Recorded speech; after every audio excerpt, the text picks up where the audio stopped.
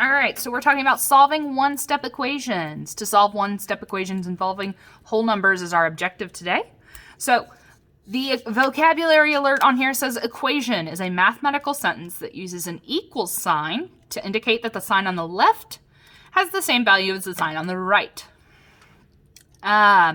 Inverse operations, it's just operations that undo each other. This is when we do the opposite. So you might have talked about equations where we do the opposite in order to solve. That's what we're doing here. So the 3 steps that we do to solve a one-step equation is we locate the variable. Important piece, because if we locate the variable, we can find what we need to do to get it by itself. We then use the inverse or opposite operation on both sides of the equation. I like to think of it as kind of like a balance. If you do something to one side, you have to do it to the other in order to bring it back to balance. Otherwise, you're going to be unbalanced. It's going to be a whole funky thing. And then we show our answer. So if you look at the back, the original problem is x minus 17. The first step is to find our variable. We got it, x, right there. Now what's happening to x? We're subtracting 7 to get 15. So the opposite of subtracting 7 is to add 7 to both sides. If you need to, draw a line. And then if we add 7 to negative 7, we know that gives us 0. So x is by itself, and then 15 plus 7 gives us 22. Looking at this one, we found x. It's over here. X plus 10. The opposite of adding 10 is to subtract 10.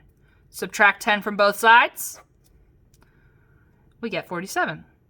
Do you see what's happening here? Each time you're finding the variable and you're doing the opposite operation. So here we're multiplying 8 times y. What's the opposite of multiplication? Division. So instead of multiplying, we're going to divide in order to get the coefficient of 1. And then we divide on both sides. All right, so y is 9, because 72 divided by 8. We have 13 equals k divided by 4. The opposite of division is multiplication. So you multiply by 4. But then you have to multiply by 4. And 4 times 13 is 52. So each time, please make sure you're making sure to show your work and that you are taking the time in order to answer this. Now, yes, I know that you have done this, and I know that you learned this before, and I know you're so smart, and this seems so easy. But here's the deal.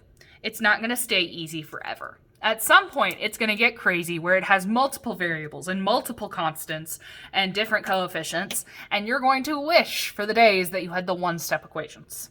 So the reason I'm asking you to do all this work and to show every step is so that when it gets to those points that you've built this foundation of understanding and you no longer get lost. Because otherwise, I promise you, you're going to get lost, you're going to be sad.